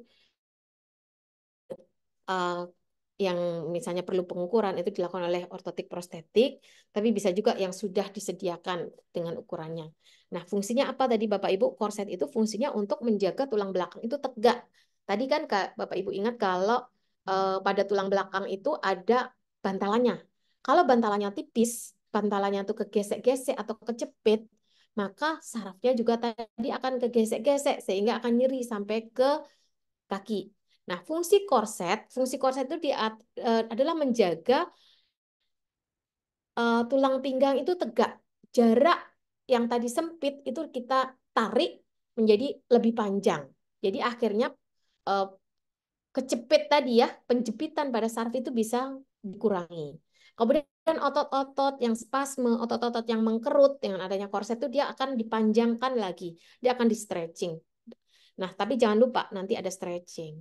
Kemudian penggunaan tapping itu juga akan membantu merelaksasi otot-otot. Biasanya nanti yang memasang ini bisa dokter ya, nanti dipasang. Kemudian bisa juga ini untuk yang permasalahannya di otot bagian dalam ya, tadi ya Bapak Ibu ya, karena otot pinggang itu ada yang sampai dalam, yang bisa sampai 3 cm. Makanya tadi infrared tidak akan bisa. Infrared tidak akan bisa. Nah, kalau misalnya dia tightness kenceng banget, itu bisa direlaksasikan dengan menggunakan jarum dry needle. Nah, ini yang jelas kalau ini harus yang mengerjakan dokter ya, dry needle ini.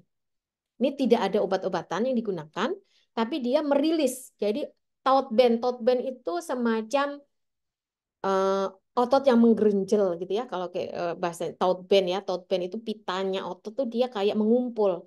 Nah, dia mau diapain, mau ditarik itu biasanya susah banget. Dia nggak akan rilis. Nah, rilisnya dengan cara dia ditusuk tadi. Ditusuk dengan pas, nanti dia akan rilis, akan rileks. Seperti itu ya Bapak Ibu ya. Nah, terapi-terapi latihan ini dengan stretching otot-otot punggung, ini Bapak Ibu bisa melakukan di rumah. Towel hamstring exercise yang sebelah kanan atas ini bisa sambil tidur atau bisa sambil duduk. Yang enak itu bisa sebenarnya sambil duduk ya, tapi saya tidak menemukan gambarnya.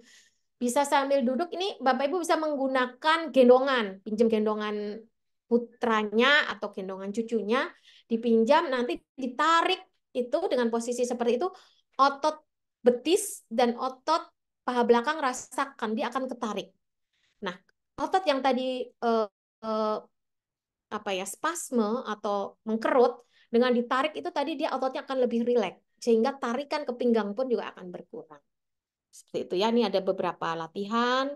Ini untuk piriformis, untuk otot bokong, kemudian untuk leher, karena leher juga berpengaruh ya Bapak Ibu. Yang biasa nyetir lama, perjalanan bekerja misalnya dari pulang dan pergi bisa sampai 2 jam lebih, ataupun Bapak Ibu yang bekerja di depan komputer dalam waktu lama, ini perlu latihan. Kemudian penguatan otot perut, ketika otot perutnya kuat, jadi otot perutnya satu bonusnya itu ototnya nggak gampang kendur ya, nggak gampang gendut, otomatis tulang belakangnya juga nggak gampang lordosisnya bertambah. Makanya pada zaman dulu Bapak Ibu ya, kalau mungkin sering bertanya pada neneknya atau ibunya, zaman dulu tuh orang sakit pinggang dan perutnya ramping-ramping karena beliau ini sebenarnya sudah menggunakan korset tadi, menggunakan angkin yang panjangnya mungkin bisa sampai 10 meter atau 15 meter dengan menggunakan penguatan apa ya? Jadi untuk mengencangkan otot perutnya itu dengan cara yang pasif, bukan dengan latihan. Kemudian berenang tadi ya, atau hidroterapi juga bisa. Nah, waspada yang harus diwaspadai pada kalau low back pain atau sakit pinggang itu nyerinya terus-menerus, ada gangguan rasa, gangguan raba sudah tidak terasa, kemudian mungkin ada motoriknya atau kekuatannya berkurang, itu yang harus kita waspadai dengan atau gejala semakin berat. Nah, mungkin dari saya itu saja. Terima kasih. Ternyata lama ya. Terima kasih. Saya kembalikan pada Bapak Moderator. Assalamualaikum warahmatullahi wabarakatuh. Waalaikumsalam warahmatullahi wabarakatuh. Dr. Rita, terima kasih atas pemaparannya dan materinya. Selanjutnya mungkin masuk pada materi sesi tanya jawab. Mungkin karena pertanyaannya banyak sekali, mungkin kita random aja ya untuk pertanyaannya. Ini pertanyaan dari Fauzia. Pertanyaan yang pertama ditujukan ke Dr. Nurul.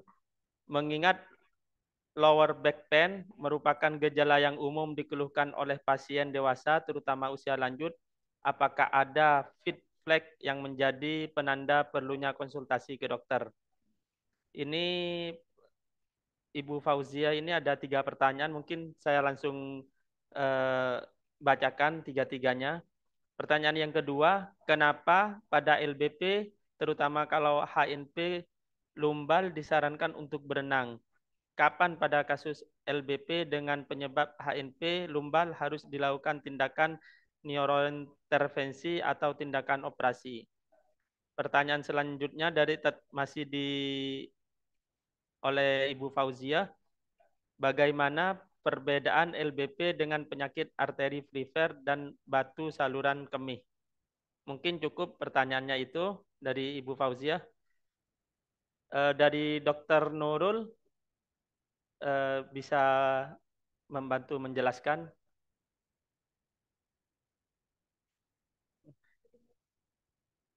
Maaf, suaranya dokter masih...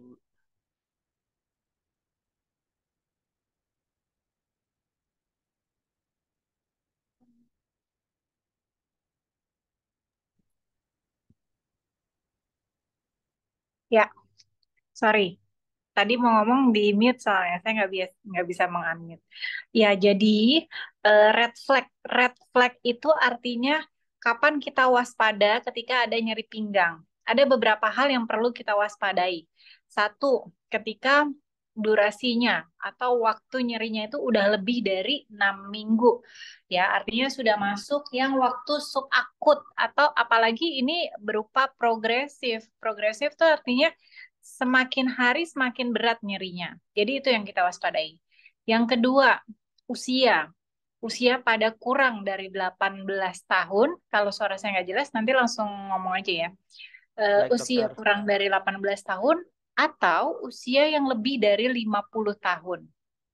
Nah, kemudian ada trauma mayor, misalnya habis jatuh atau habis kecelakaan. Nah, kita perlu waspadai. Atau pasien-pasien yang dengan riwayat cancer atau kanker ya, atau tumor ganas. Nah, kemudian yang kedua ada penurunan berat badan atau nyeri pinggang yang pada pasien-pasien dengan penyakit apa sih namanya? Penyakit yang punya riwayat penyakit dalam gitu ya. Misalnya pasien-pasien dengan riwayat penyakit TB gitu. Nah, kemudian eh, keluhan-keluhan tadi nyeri pinggang disertai dengan gangguan neurologis. Gangguan neurologis tadi saya sebutkan satu keluhan motorik berupa kelemahan, dua keluhan sensorik berupa nyeri yang sifatnya nyeri neuropatik, nyeri seperti ditusuk-tusuk, nyeri kebas, kesemutan, rasa dingin atau malah terasa kayak disiram cabai gitu ya, panas kalau kata pasien. Terus atau ada gangguan sensorik, gangguan otonom, gangguan buang air besar, buang air kecil, dan satu lagi saya lupa menyebutkan gangguan otonom lainnya adalah gangguan fungsi seksual. Nah, itu harus diwaspadai. Nah, kemudian yang hal lainnya adalah pada pasien-pasien dengan imunokompromis, pada pasien-pasien yang memiliki penyakit imunokompromis. Misalnya, pada pasien nyeri pinggang, pada pasien yang menderita HIV/AIDS. Nah, itu kita perlu waspadai. Apakah ini sebuah infeksi tulang belakang, gitu ya? Nah, kemudian nyerinya ini memberat pada malam hari, terus diperberat dengan batuk, bersin, ataupun mengejan. Ketika batuk, bersin, dan mengejan, tekanannya tinggi sehingga meningkatkan nyeri. Nah, itu kita harus waspadai. Terus, apa lagi ya? Atau oh ya pasien-pasien yang menggunakan obat-obatan tertentu, misalnya obat-obatan yang metil kortikosteroid, metilprednisolone. Nah, itu harus diwaspadai karena bisa saja tulangnya rapuh sehingga mudah fraktur atau mudah patah gitu. Oke, sampai sini ada yang mau bertanya? Pertanyaan kedua tadi apa ya, Mas? Pertanyaan kedua, saya baca dulu sebentar. Izin dokter. Pertanyaan kedua, bagaimana membedakan LBP dengan penyakit arteri perifer dan batu saluran kemih, dokter? Oke. Istilahnya kan tadi kita dapat dulu nih definisinya low back pain. Jadi nyeri pinggang bawah. Artinya nyeri yang ada di area pinggang.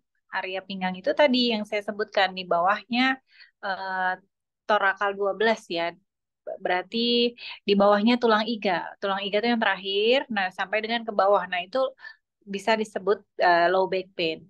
Nah, kemudian apakah apakah ini membedakan yang perifer atau tidak? Kalau misalnya perifer itu gangguan-gangguan saraf tepi. Gangguan saraf tepi itu artinya dia keluhannya, misal kalau tadi saraf kejepit itu ada disertai dengan kebas kesemutan.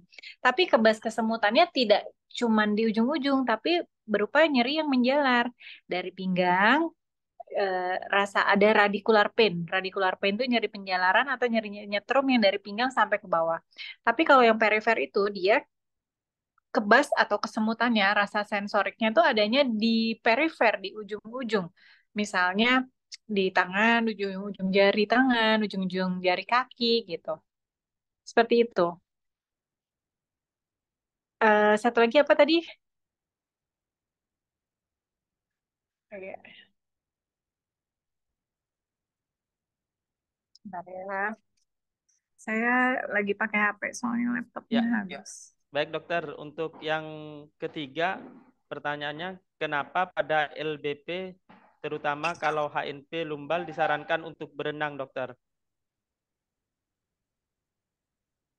Oke. Udah saraf kejepit di pinggang. Kayaknya tadi ini juga ya Mas ya. Saraf kejepit di pinggang. Red flag, red flag. Oke, kenapa kita disarankan untuk renang? Karena pada saat berenang itu kita menstretching otot-otot pinggang kita sehingga itu meriliskan nyeri juga, sehingga tadi yang disebut dokter Rita tight band itu bisa rilis, bisa berkurang. Jadi otot-otot yang tegang tadi bisa melemas gitu, istilahnya seperti itu. Dan tentunya mengembalikan postur kita gitu. Itu makanya kita butuh olahraga yang mengembalikan postur dulu ya. Itu Baik dokter, paling berat. terima kasih atas penjelasannya dan pemaparannya. Mungkin lanjut ke pertanyaan selanjutnya. Ini ditujukan ke dokter Rita, dokter. Dari dokter Angela. Izin bertanya dokter, saat ini sedang tren terapi kiropraktik yang klaimnya dikatakan aman untuk memperbaiki berbagai keluhan nyeri dan sebagainya. Dan sesudah pasien dikerjakan terapi tersebut merasa ada perbaikan keluhan. Apakah memang benar terapi seperti ini aman, diperbolehkan dan bermanfaat untuk pasien nyeri punggung bawah? Terima kasih. Terima kasih Mas Saiful. Tadi pertanyaan dari Dokter Angela ya. Betul dokter. Jadi mengenai apakah chiropractic itu aman. Jadi kalau setahu saya nih ya dok, jadi chiropractic itu kan dia menggunakan metode kalau di rehab itu seperti traksi ya. Nah, traksi itu dia menggunakan cara mekanik dengan menarik, jadi bisa ditarik, bisa mungkin dengan apa ya? Setahu saya tarikan sama mungkin ada semacam kayak memukul gitu, tapi memukul yang dalam memberikan manfaat positif. Nah, saya tidak tahu pasti dok, karena chiropractic ini kalau di Indonesia memang kita belum tahu apakah sudah tersertifikasi dengan baik yang sudah dilakukan oleh pihak yang berwenang. Misalnya dilakukan kalau dokter kan sudah ada sertifikat seperti kompetensi SKDI ya, kompetensi dokter Indonesia. Kemudian kalau dokter spesialis mungkin masing-masing kolegium. Nah, chiropractic ini saya tidak tahu apakah, setahu saya mungkin dianggapnya di dalam Kementerian Kesehatan itu ada semacam pengobatan tradisional. Mungkin mohon koreksi dari teman-teman semua ya. Seperti jamu dan sebagainya itu memang ada di dalam semacam binaan sih ya. Semacam binaan. Nah, masalah dia aman atau enggak itu berarti tergantung ya, tergantung. Masalah jamu kan kita belum ada semacam apa ya, yang jamu ini benar-benar aman. Mungkin kalau jamu sekarang sudah ada fitofarmaka, dia sudah ada penelitiannya. Nah, kalau chiropractic, mungkin kalau yang melakukannya itu bersertifikat yang sudah disahkan oleh Dinas Kesehatan atau Kementerian Kesehatan, mungkin ya, ini saya terus terang tidak tahu ya dok ya, mungkin itu bisa dilakukan. Tapi sepanjang setahu saya dengan tarikan, kalau di rehab medik itu memang diperbolehkan. Kita ada namanya metode traksi ya.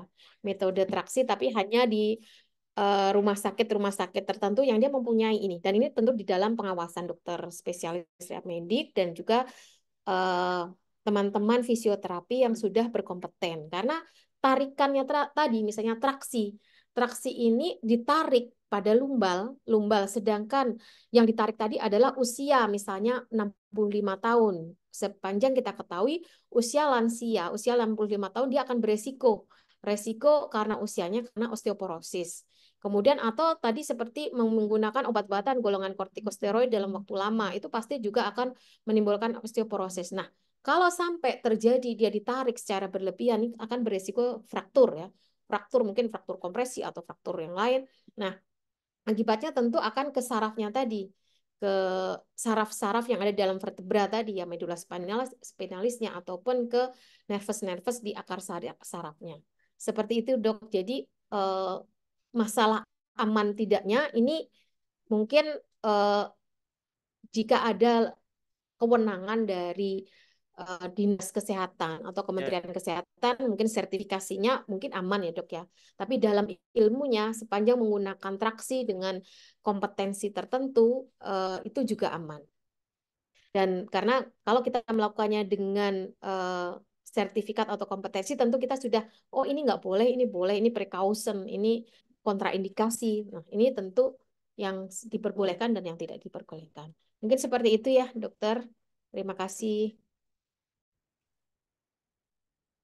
Baik, terima kasih Dokter Rita atas jawaban dan paparannya. Mungkin selanjutnya karena keterbatasan waktu, ini pertanyaannya sangat banyak sekali. Nanti kita jawab via email. Sebelum kita simpulkan atas kedua paparan dari kedua materi, mungkin saya ingin membacakan pertanyaan terbaik dari semua penanya. Yang pertama yaitu dari Dr. Angela, yang kedua dari Fauzia. Selamat untuk Dr. Angela dan Fauzia. Untuk door prize-nya nanti dari pihak manajemen menghubungi Anda. Terima kasih. Selamat.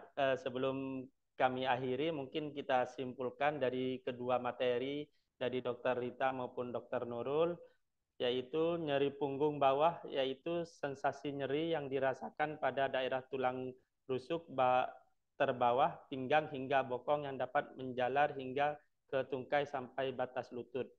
Nyeri punggung dibagi dua, yaitu kronik dan akut. Gejala yang timbul, rasa ditusuk dan strum listrik, pegal di area punggung bawah, dan nyeri menjalar dari punggung bawah ke belakang paha hingga kaki seperti rasa tersengat, terbakar, tertusuk, bahkan sampai mati rasa. Otot tegang, pegal otot punggung bawah, pinggul, dan panggul. Nyeri meningkat pada posisi duduk dan berjalan akan membaik saat posisi berdiri atau berbaring, kesulitan berdiri hingga BAK. Faktor risiko terkena LBP yang pertama yaitu pria usia 35 sampai 55 tahun dan wanita lebih dari 40 tahun. Riwayat nyeri punggung bawah sebelumnya, berdiri lama, duduk lama, mengangkat beban berat, membungkuk, menarik, menggunakan alat vervibrasi mekanik dan memutar alat. Yang keempat, kehamilan, olahraga berat, kelebihan berat badan.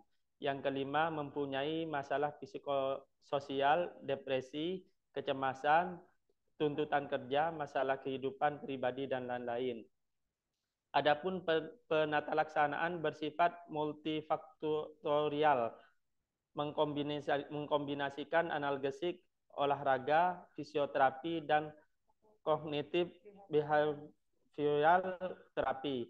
Exercise yang dilakukan bisa berenang, yoga, latihan mandiri seperti di gambar yang sudah dijelaskan oleh dokter. Untuk terapi, ada terapi obat, yaitu dengan memberikan obat peredah nyeri, obat untuk relaksasi otot. Adapun terapi non obat, yaitu laser, TEN, ultrasound, terapi lumbal, korset, tapping, dry needling terapi. Yang semuanya terapi ini hampir ada di klinik rawat inap Airlangga. Terima kasih atas waktunya buat Dr. Rita, buat Dr. Nurul, dan semua peserta webinar pada siang hari ini. Saya sebagai moderator mohon maaf apabila ada kekurangan maupun kesalahan dalam memimpin acara webinar ini. Terima kasih. Marilah kita tutup acara ini dengan bacaan alhamdulillah. Alhamdulillahirrahmanirrahim. Terima kasih Bapak Ibu semua. Terima kasih Dr. juga, Nurul. Terima kasih Dr. Rita, Dr. Nurul, dan Bapak Ibu yang telah sampai Mas selesai. Saiful. Ya, terima kasih. Mohon izin, Lev.